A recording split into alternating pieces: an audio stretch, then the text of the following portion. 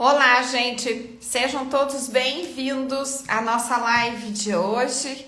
Hoje nós vamos discutir um aspecto técnico e fundamental no manejo nutricional do diabetes. Como ajustar a dose de insulina baseada na contagem de carboidratos. Eu sou Cris Azzolini, sou nutricionista e especialista em diabetes e hoje a gente vai explorar essas práticas, e estratégias e como você vai orientar seus pacientes sobre esse processo complexo, mas que é essencial para o controle glicêmico.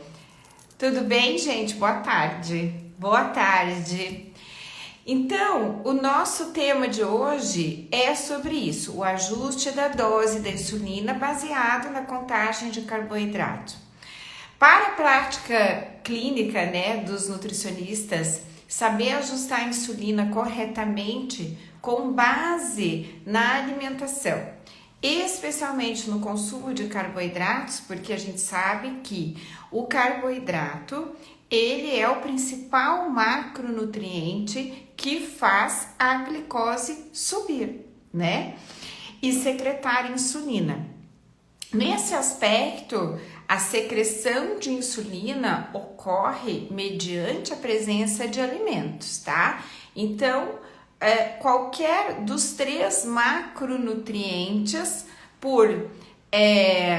pelo carboidrato ser convertido em glicose por todas as enzimas, começando pela enzima salivar, indo pelo trato digestório, e daí cada enzima é responsável pela conversão de um tipo de açúcar, por exemplo, a maltase, ela converte a maltose, a sacarase converte a sacarose, tudo tem que ser convertido em glicose, que é isso que o nosso corpo tem capacidade de absorver.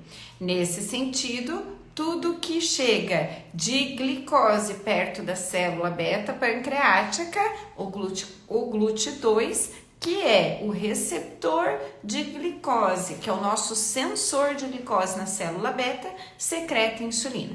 Acontece isso com os outros macronutrientes? Sim. Acontece com a proteína numa escala, numa proporção menor, mas ontem, inclusive, eu fiz um story sobre isso, mostrando o quanto de proteína se converte em carboidrato. Tudo bem, Tati?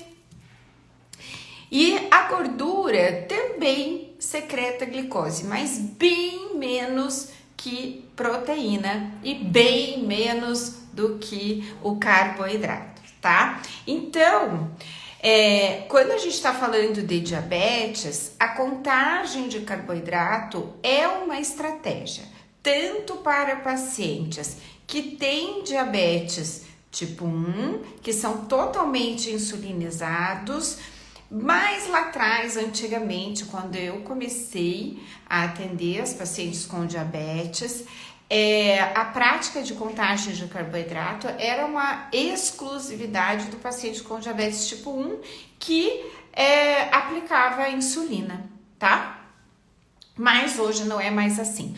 A gente sabe que a gente pode usar a estratégia de contagem de carboidratos até para o paciente perder peso, que eu acho fantástico, até pelo engajamento e entendimento desses pacientes que o excesso de glicose ingerida aumenta peso, É lógico que combinado com gorduras e proteínas e o excesso calórico, mas a gente consegue mostrar para ele que menos ingestão de carboidrato faz um aumento menor da secreção de insulina, isso eu tô falando via endógeno ou fisiológico, e diminui o acúmulo de gordura corporal, ok?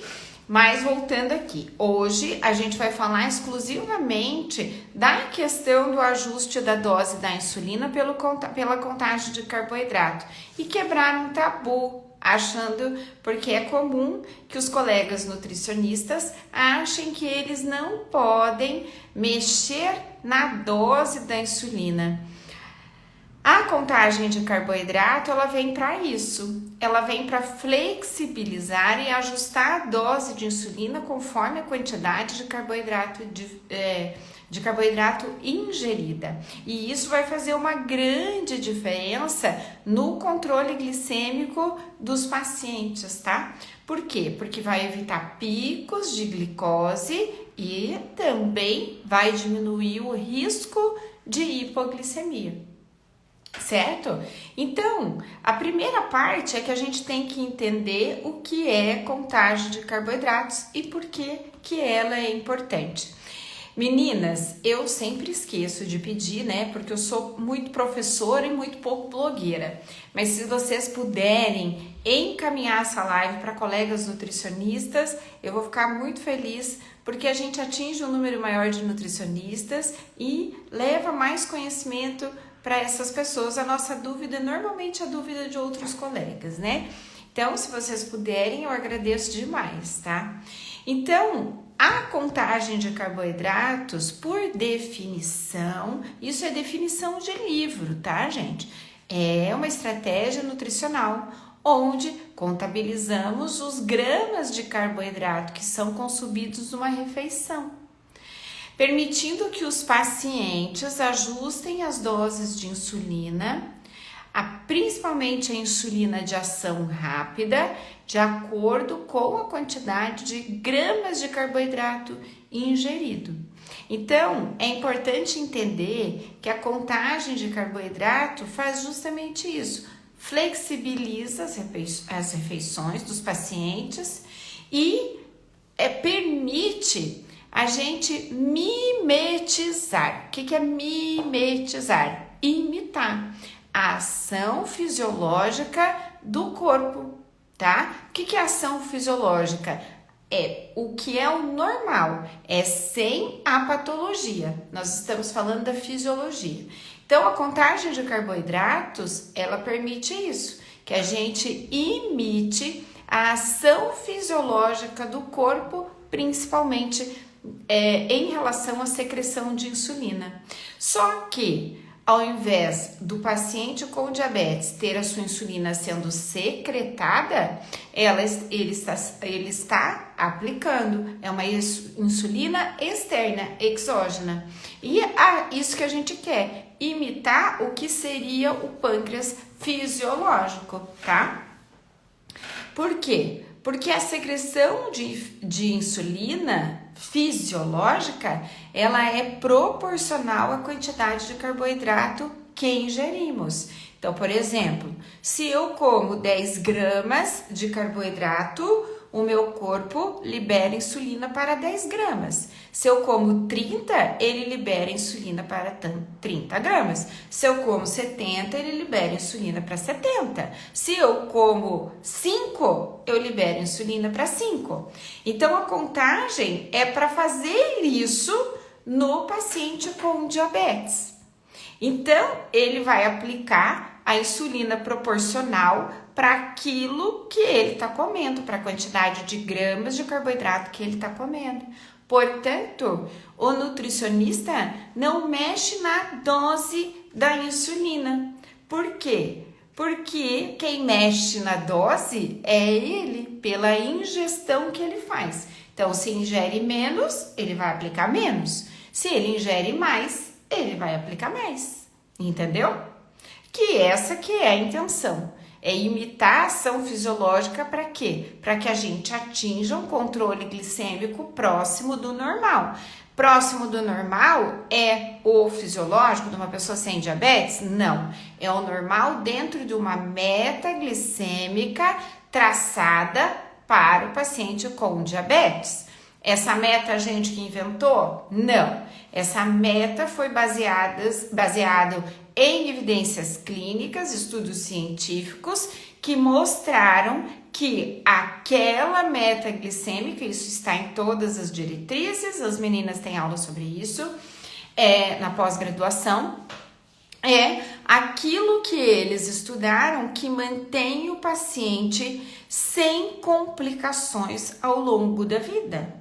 Então, por isso que a gente tem que ter metas glicêmicas e explicar para o paciente que as metas glicêmicas precisam ser cumpridas justamente por quê? Porque é elas que trazem o paciente para dentro da normalidade e ele não irá desenvolver as principais doenças causadas pelo diabetes. Quando a gente fala de complicações, a gente fala que as complicações, elas evoluem para doenças. Então, quando a gente tem complicações cardiovasculares, o que pode levar esse paciente? A uma série de doenças cardiovasculares que vão desde a disfunção endotelial, a hipertensão arterial, levando a hipertensão arterial a hiperglicemia, que leva a hipertensão arterial, também leva uma hipertensão arterial nos rins, isso aumenta a própria pressão arterial, leva ao infarto, enfim. É importante a gente trazer clareza para o paciente à medida que a gente está atendendo. Então, a contagem de carboidrato traz esse paciente para dentro da normalidade glicêmica para a população com diabetes, que é isso que a gente precisa, tá? Então, a partir do momento que ele aprende isso e ele consegue contabilizar os gramas de carboidrato, ele também perde o medo de aplicar mais ou aplicar menos. Normalmente eles têm medo de aplicar mais, né? Porque todo paciente com diabetes que usa insulina já experimentou a sensação da hipoglicemia e é uma sensação de morte, uma sensação de que ele não vai voltar a viver, né? E que ele realmente vai morrer naquele momento. Então, ele começa a ter segurança que ele está comendo para aquela quantidade de insulina. Ou seja, que ele vai aplicar insulina para aquela quantidade que ele está comendo. Entendem a diferença? Tá? Por quê? Quando existe uma dose fixa de insulina, principalmente a insulina ultra rápida, que é uma insulina que age no mesmo momento que a absorção do carboidrato, ou seja, quando a gente fala de insulina ultra rápida, hoje nós temos as ultra rápidas, né? Elas começavam antes da insulina Fiasp a agir 15 minutos após a aplicação. Por quê? É justamente para pegar os primeiros 15 minutos, né, que levam à digestão do carboidrato. O carboidrato leva 15 minutos para começar a ser digerido, ok? E absorvido. Então, a insulina ultra rápida é justamente isso, para pegar ao mesmo tempo. Então, ela tem uma ação ultra rápida, ok? Então, a insulina ultra rápida, quando ela tem doses fixas, o médico, muitas vezes, quando inicia o tratamento do diabetes e que ele não chegou até a nutricionista, ele começa com doses fixas de insulina. Essas doses fixas, se o paciente come pouco carboidrato, leva o paciente à hipoglicemia. E aí começa um grande problema, que eles ficam com medo de aplicar insulina. A contagem traz essa segurança, porque ele começa a aprender que o quanto ele come, ele vai aplicar proporcional àquilo que ele comeu, as gramas de carboidrato que ele ingeriu. Então, se eu como mais, eu aplico mais. Se eu como menos, eu aplico menos, tá? Então, a contagem permite que o paciente conte os gramas de carboidrato. Como que ele vai contar os gramas de carboidrato? No começo, ele vai pesar o alimento e vocês vão usar os livros de contagem ou aplicativos. A SBD tem um aplicativo de contagem que já automatiza esse serviço para o paciente, né? Então, ele coloca lá o alimento que ele comeu, ele procura na lista lá da SBD e a SBD já dá quantas gramas, né? Só que o que é importante de carboidrato que tem? Mas o que é importante? Ele colocar realmente a dose certa que ele comeu. O grande problema são os erros de chutômetro, né? Quando eu chuto que aquele pão, por exemplo, tem 20 gramas e na verdade eu cortei uma fatia mais grossa e ele tem 30. Então, quando o aplicativo pede as gramas, é o peso do alimento. Então, é importante o paciente treinar o olho dele para porção. E ele treina o olho dele para porção inicialmente pesando. Por isso que é necessário ter com o paciente várias sessões para aprendizado da contagem de carboidrato. Quando ele tem várias sessões, ele vai construindo esse conhecimento, até que ele comece a ter a percepção que ele corta sempre o mesmo tamanho de fatia, que ele come sempre o mesmo tamanho da porção do arroz. Ele treina os olhos dele, né? Importante que vocês trabalhem com eles também, mostrando a diferença dos tamanhos dos pratos. Por quê? Para que ele não fique perdido, principalmente em restaurante por quilo, né? Restaurante por quilo põe um pratão desse tamanho para que a pessoa veja que o prato está vazio e pegue mais comida. Isso é uma questão empresarial, né? Visa lucro. Mas o paciente acaba se perdendo na contagem de carboidrato, principalmente se o prato dele em casa for menor. Com a mesma porção em casa, que ele a porção dele em casa, colocando a mesma porção dele para o restaurante, o prato dele fica vazio e ele fica todo perdido e ainda tem uma oferta de alimentos muito maior e ele vai pegando, né? Porque o maior ativo de um restaurante é que a pessoa sinta fome. A hora que ela vai com fome, vocês já ouviram falar aqui no mercado com fome, pior fria que tem? Que você compra o mercado inteiro? É lógico, o nosso desejo por comer vem a partir do momento que os teus olhos enxergam, que teu olfato sente o cheiro, mas sinalizado já lá pelo hipotálamo que está na hora de você comer. Então, sinaliza com fome, ok? Thali, eu gosto muito do aplicativo da SBD, porque é um aplicativo, existem vários, mas eu gosto de indicar o da SBD porque recentemente ele foi revisado e ele tem muito alimento. Então, se você o paciente fala para você, eu quero comer sushi, vai ter sushi lá. Se falar, eu quero comer um yakisoba, que tá tudo misturado, vai ter lá. Desde que ele coloque as gramas de carboidrato bem certinho no aplicativo. Então, é importante ter o peso do alimento, tá? Tem medida caseira? Tem também. Só que medida caseira, a chance de errar é muito maior, né? Pelo menos até que ele treine o olho, tá? Então, é muito importante a gente reconhecer que uma contagem de carboidrato precisa, tá? Permite um ajuste de insulina muito maior, tá? Isso significa um controle glicêmico muito mais adequado, ao passo que o cálculo incorreto, que é isso que a gente está falando aqui, além de levar ao descontrole glicêmico, pode levar o paciente a uma hipoglicemia, porque às vezes se ele conta errado e isso é superestimado, ele aplica insulina a mais e comeu menos, ele pode comer muito mais e aplicar menos insulina, tá? Então, é importante a gente trabalhar a educação nutricional. E quando a gente está falando de contagem de carboidrato, educação nutricional voltada para a contagem de carboidrato.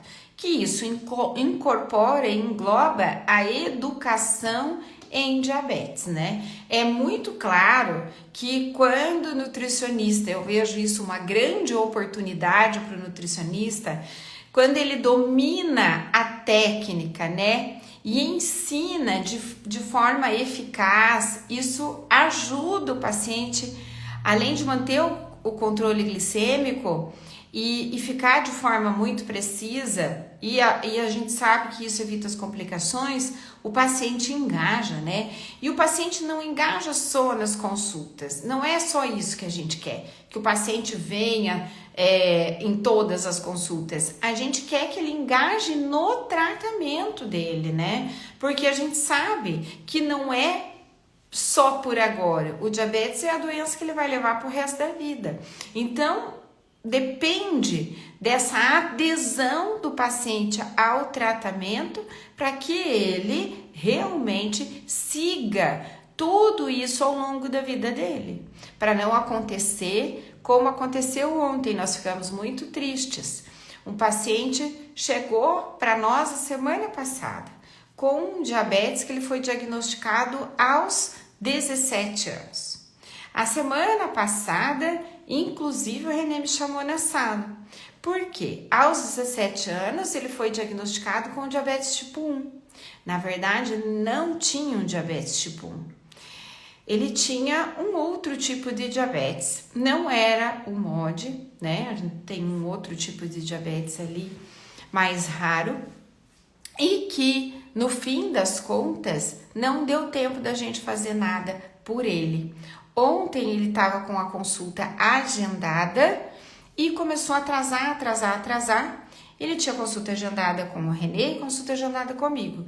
E esse atraso causou uma estranheza, principalmente no Renê, que ele tem um feeling, né? Até porque a situação do moço estava grave. O Renê falou para a Sirlene, nossa secretária, vai atrás dele, vê as notícias. Veja se não aconteceu algo mais grave com ele. Ela foi ver, o paciente tinha falecido aos 39 anos. Não deu tempo nem do Renê ver os exames dele para começar a tratar adequadamente. Então, veja só, é muito precoce que as coisas podem acontecer com uma pessoa com diabetes. Então, a gente tem que fazer com que os nossos pacientes, é lógico que aqui ele tinha um diagnóstico errado, né, da patologia, e isso é muito importante quando o paciente tem o diagnóstico certo, porque ele tem o tratamento adequado.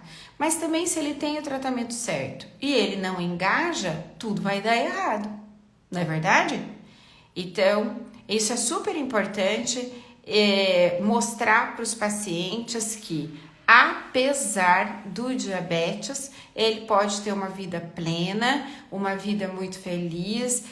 As mulheres têm muita insegurança se podem ter filhos ou não, mas desde que levem o seu tratamento de forma adequada. Para isso, muito disso tem de nós, nutricionistas, no engajamento do paciente. Porque, infelizmente, tem muitos profissionais que acham que sabem tratar diabetes e acabam colocando para o paciente dietas extremamente restritivas, o que não há necessidade, vocês sabem disso que estão aqui me assistindo, e o paciente acaba não aderindo ao tratamento. Ele desiste não do tratamento, ele desiste do tratamento dele, ele não desiste do profissional, ele desiste do tratamento dele.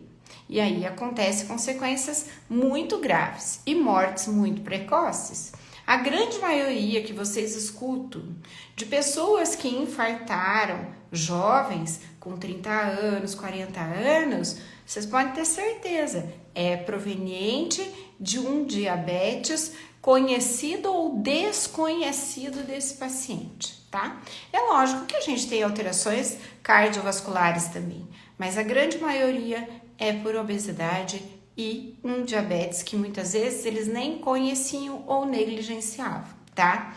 Então, o grande desafio inclui a compreensão e a implementação adequada da técnica de contagem de carboidratos para os nossos pacientes, né?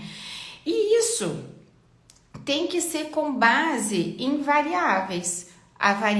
Qual variável? A variável do paciente, né? O tipo de refeição que ele come, de atividade física que ele pratica, de como é a vida dele, né? Porque também a gente não pode tirar o paciente da vida dele, a gente tem que inserir ele no contexto de vida dele, lógico que trazendo sempre um contexto de alimentação saudável, mas no primeiro momento, nunca fiquem insistindo, principalmente para pacientes com diabetes tipo 1, que são adolescentes e no início do tratamento, que eles precisam parar de comer alimentos que eles estão habituados a comer. Isso tudo tem que ser um processo do tratamento e não do dia para a noite eles pararem de comer, porque senão eles vão desistir de estar ali naquele momento tratando. É melhor não tratar, fazer de conta que eu não tenho essa doença, né? Tá?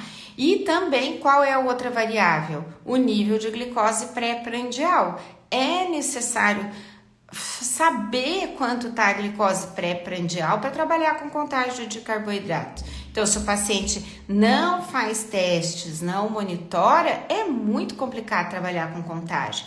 Então, muitas vezes, antes de vocês começarem a contagem de carboidrato, vocês têm que trabalhar conscientizando o paciente que ele precisa monitorizar, antes de já ir para contagem direto. Porque senão, sem monitorização, não tem muito fundamento fazer contagem de carboidrato. Porque senão a gente chove no molhado, né? Não tem como. Fica muito complicado, até porque você não tem como avaliar o resultado e a gente não tem como saber se as doses de insulina ou de carboidrato estão excessivas ou qual que é o contrário de excessivo, gente? Ou subdoses, né? Ou doses insuficientes, tá? Me fugiu a palavra completamente. Então, o que a gente precisa fazer no nosso consultório? Primeiro passo, avaliar se ele monitora, como deve monitorar. Se ele não monitora, tem que trabalhar com educando esse paciente a monitorar, tá? Se o paciente já faz isso, o que você vai fazer? Você vai começar com educação sobre a contagem de carboidrato. Primeiro, o que é educação sobre contagem de carboidrato? Primeira coisa, ensinar para o paciente o que é açúcar e aonde eles estão, né? Porque não adianta a gente falar para eles de carboidrato. Tem gente que não tem conhecimento do que é carboidrato. Então, o que é açúcar e aonde eles estão? Por quê? Porque ninguém sabe que tem açúcar no leite. Quem sabe somos nós, nutricionistas. O paciente, no geral, por mais informação que tenha na rede social, ele não se liga que lactose é açúcar, entendeu?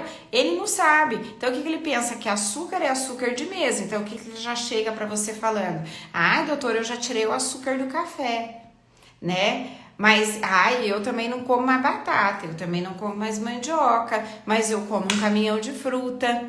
Então, mostrar para o paciente que o que é açúcar e aonde estão os açúcares, tá? Depois vocês vão passar para pensar em proteína lá na frente. E o paciente tem que estar muito bom em contagem para passar a contar proteína. Aí depois vocês vão passar e vão explicar sobre o impacto das gorduras na glicemia, porque quando come muita gordura associado a um carboidrato, nós vamos ter glicemias altas por muito mais tempo, né? Então, é outro passo que eu tô falando de como você vai começar o passo na consulta para contar carboidrato. Primeira coisa, fazer a monitorização, educar o paciente. Depois, ensinar para ele o que tem açúcar. Tem que dar exercícios. Eu não sei os exercícios que vocês gostam, mas eu, por exemplo, mostro na pirâmide alimentar. A pirâmide, aquela pirâmide, quem estava no PNAD tem a pirâmide do açúcar, eu não tenho ela na mão agora. A pirâmide do açúcar, mostrar na pirâmide alimentar que a base da pirâmide tem açúcar, que fruta tem açúcar, que leite, queijo tem açúcar, que açúcar é açúcar, né? Que tá lá na ponta da pirâmide, isso é importante, tá? Reconhecer, ele tem que reconhecer, tá? E aí depois, como calcular a quantidade de carboidrato da porção? Só que adianta ele calcular se ele não sabe o que é a porção? Às vezes ele não conhece uma colher de sopa, ele não conhece uma colher de servir, ele não sabe o volume de um copo, isso tudo é educação nutricional. E é legal ter utensílios no consultório. Eu mesmo tenho utensílios, eu tenho xícara, eu tenho pires, tenho pratinho, tenho copo, tem que ter colher de servir, a pessoa não sabe. Isso é uma colher de serviço, uma colher de sopa, né? E o quanto as colheres são existem de colheres de diferentes tamanhos, né? Então ele pesar uma colher da casa dele com o volume, por exemplo, eu falo para os pacientes assim, ó, pesa uma colher de arroz na sua casa, com a sua colher de servir. Pesa, para você ver quantas colheres tem aquela quantidade de arroz lá. Quantas gramas tem naquela colher de arroz. Por quê? Quando você for comer só na sua casa, depois que você pesou uma vez, você já sabe quanto tem. Ah, eu sei que nessa colher que eu peguei tem 15 gramas de arroz, tem 30 gramas de arroz, né? Porque ele também tem o hábito, né? Ele pega com mais morro, menos morro, né? Aquela colher super cheia. Então é importante também conscientizar em relação a isso, tá? E depois o que vocês vão fazer? Vão apresentar os conceitos de contagem de carboidrato, tudo aquilo que nós falamos aqui, que a quantidade fisiológica no nosso corpo, como que funciona no teu corpo antes de você ter diabetes, como que era? Você sabia que você comia e o seu corpo automaticamente já secretava insulina para aquela quantidade de carboidrato que você comia? Você não precisava fazer nada, só que agora você tem que ser o seu pâncreas, ele não vai mais trabalhar no automático, eu falo isso para ele, né? Ele virou um carro manual, não é um carro automático. Então é você que vai trabalhar fazendo isso. Então agora nós vamos aprender a contar. Aí você ensina a contabilizar, tá? E principalmente a diferença do que é peso do alimento em gramas e o que é gramas de carboidrato, para o paciente não confundir. Tá? Então, olha quantas coisas que vocês têm para fazer. Então, é um passo a passo. Depois, vocês vão ensinar eles a anotar num recordatório de contagem. Cris, seria interessante deixar a quantidade de carboidratos em casa, em cada refeição, acho que é isso, né, Tati? Para esse paciente associar? Deixar a quantidade prescrita de carboidrato, é isso que você quer falar? Você prescreve lá, no almoço você vai comer 70 gramas de carboidrato, é isso que você tá falando? Isso é contagem de carboidrato no diabetes tipo 2 que não usa insulina, é exatamente isso. Você deixa a dose fixa e daí ele come aquilo que ele precisa. Ele vai lá e põe até no aplicativo ou olha no livrinho. Ele tem que chegar. Isso é bom porque flexibiliza. Porque, por exemplo, aí na região de vocês comem cuscuz, né? Eu não sei se eles comem, por exemplo, arroz, feijão, cuscuz num dia. Para dar um exemplo, né? Mas cuscuz e arroz, né, são carboidratos. Então, se você deixa lá 70 gramas, ele vai olhar, vai somar. Se eu colocar tantas gramas de cuscuz mais tantas gramas de arroz, eu vou somar e tem que dar 70. Ah, eu quero comer mais cuscuz e menos arroz. Então, se eu diminuo o arroz para tantas gramas, tantas colheres, eu posso colocar uma colher a mais de cuscuz e o total dá 70 do mesmo jeito. Isso tudo você tem que ensinar na consulta, tá? Tem muito gaúcho, eles não comem muito. Ah, é? Não sabia não. Não é da região, né? Toma chimarrão, então. Os gaúchos tomam chimarrão. Depois que passou toda essa fase, vocês vão apresentar o conceito razão insulina carboidrato, tá? O que é a quantidade de insulina que tem que aplicar, como que ele vai fazer essa conta, tá? Isso tudo é um processo, tá? E aí depois, num outro processo, vocês vão ensinar o fator de sensibilidade. Vocês vão calcular o fator de sensibilidade para ele, deixar calculadinho, mas vão ensinar ele a usar o fator de sensibilidade, tá? Ah, já toma chimarrão, sim, a gente acorda de madrugada para tomar chimarrão. Eu não acordo de madrugada, né? Nem preciso, porque a hora que eu chego aqui, a Nena já deixou meu chimarrão pronto, eu já começo tomando aqui. e o que vocês vão fazer? Qual que é o terceiro passo? Ajudar o paciente a entender a razão insulina-carboidrato dele, porque vai variar de pessoa para pessoa e também muda ao longo dos anos, tá? Do tempo. Depois vocês vão instruir o paciente a sensibilidade à insulina, tá? Que é importante também, porque senão o paciente acha que agora que ele aprendeu a contar carboidrato, ele tem liberdade, mas não é liberdade, é flexibilidade. Porque se ele ganha peso, gente, quanto mais ele come, isso é uma relação fisiológica. Quanto mais eu como, mais insulina meu corpo secreta. Quanto mais insulina eu tenho, mais carboidrato ingerido, o excesso é convertido em gordura, que vai para os depósitos de gordura, principalmente abdominais. E o paciente fica o quê? Aliás, o próximo módulo da pós, né, que vocês vão ter ali, é sobre isso, sobre resistência à insulina. Então, o paciente fica resistente à insulina. O paciente fica resistente à insulina só a insulina dele, que ele tinha? Não, ele fica resistente a qualquer insulina, certo?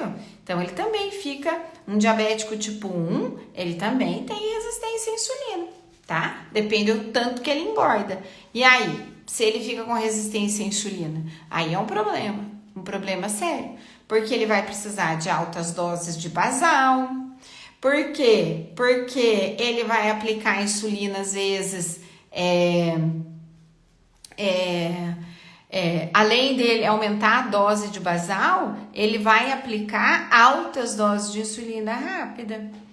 E isso vai aumentando ainda mais o peso dele, vai deixando ele cada vez mais resistente à insulina. E vai aumentando o apetite e vai levando toda aquela cascata de coisas que levam à obesidade, daí começa a acumular gordura na artéria, em qualquer artéria, né? Na artéria, nas carótidas, na artéria do coração, enfim. E aí o problema fica enorme. E acaba tendo um infarto precocemente, né? Então, ensinar para o paciente isso também é importante. E entender que, através do monitoramento, esse paciente vai ter variações também, né? Da razão insulina-carboidrato ao longo do dia. Porque ele tem uma resistência à insulina, não só pelo fato do peso, mas mesmo magro, uma pessoa tem resistência à insulina ao longo do dia. Isso vai depender de como tá a secreção hormonal de cortisol, dos hormônios contrarreguladores, do estresse que essa pessoa tem, se ela é uma pessoa extremamente estressada ou não. Então, isso vai fazer com que em períodos diferentes do dia ela tenha mais resistência à insulina. Tem gente que tem uma baita resistência à insulina no final do dia, e aí tem que avaliar, porque vai mudar a resistência, a razão insulina-carboidrato aqui nessa situação, tá? E sempre enfatizar a monitorização glicêmica antes e após as refeições, se não tem como ajustar a dose de insulina, né? De acordo com os níveis de glicose que está apresentando ali no monitor, seja lá com monitor, com libre, ponta de dedo, não importa, tá? E outro passo que daí já é lá na frente é explicar a atividade física, como que ele vai contar carboidrato no período que ele treina, como que ele vai ajustar a dose de insulina, né? Quantas gramas de carboidrato ele tem que comer durante o treino? Será que ele vai ter hipoglicemia? Não vai? Será que ele precisa aplicar insulina antes? Como que fica isso depois? E não adianta vocês me perguntarem, como que eu vou fazer isso, Cris? Gente, isso é olhar a monitorização. Não tem como. E outra coisa que eu vou dizer para vocês, o mesmo paciente mudou a idade, mudou o ano, mudou tudo, muda o perfil, às vezes fazendo a mesma atividade física, tá? E os pacientes, à medida que emagrecem, melhoram muito a sensibilidade à insulina. Então, por exemplo, o que faz sentido, por exemplo, para o paciente de vocês? Digamos que esse paciente come 15 gramas de carboidrato antes de treinar e vai para o treino e termina o treino de boa. Pode outro comer os mesmos 15 gramas de carboidrato e ir para o treino e ter hipoglicemia. E aí você tem que mudar isso, entendeu? Aí você tem que aumentar as gramas de carboidrato. Aquele que não tinha hipoglicemia, com os mesmos 15 gramas pode vir a ter. Quais os fatores que levaram a isso? Né? Às vezes até a intensidade de atividade física mudou. Às vezes esse paciente mudou a composição corporal. Por quê? Porque ele ganhou mais massa magra. Então consumo mais glicose. Meu músculo consome mais glicose e gordura. Então ele está tendo hipoglicemia com a mesma quantidade de comida. Então, tem fórmula? Não tem fórmula. Tem o olhar clínico teu, do profissional, que especializou ali naquilo e que tá sabendo identificar o problema, tá? Não existe uma fórmula, porque o paciente apresenta inúmeros resultados. Então, a fórmula é essa, sempre pensar assim, que o paciente treina, se ele faz exercício de força com intensidade moderada, pode ser sim que ele tenha uma hipoglicemia durante o treino. E aí, quanto de carboidrato dá? Eu tenho uma fórmula? Não, não tenho. Começa de 15. Começa de 15. Se ele ainda tem hipo com 15, você dá 20. Se ele tem ainda hipo, você dá 30, tá? Ou vai mudar a razão insulina-carboidrato, né? Porque de repente você muda o fator, isso vai ajudar bastante. Então, gente, é olhar para isso de forma que você consiga enxergar o que está acontecendo com o seu paciente. Só que se não monitorizar, não dá. Por isso tem que educar o paciente para monitorização, tá? E usar a tecnologia, né? Se o paciente tem condição financeira e ele pode, usa o Libre, é mais confortável do que furar dedo. Mas se não pode, vai ter que furar o dedo. Não tem muito como escapar. Principalmente se assim, mesmo que ele for aquele que não fura toda hora, antes da atividade, durante a atividade, depois da atividade física, vai ter que furar. Senão não tem jeito de fazer, tá? Então é isso, gente. Eu acho que eu expliquei todinho. Se ficou alguma dúvida, conta aqui pra mim.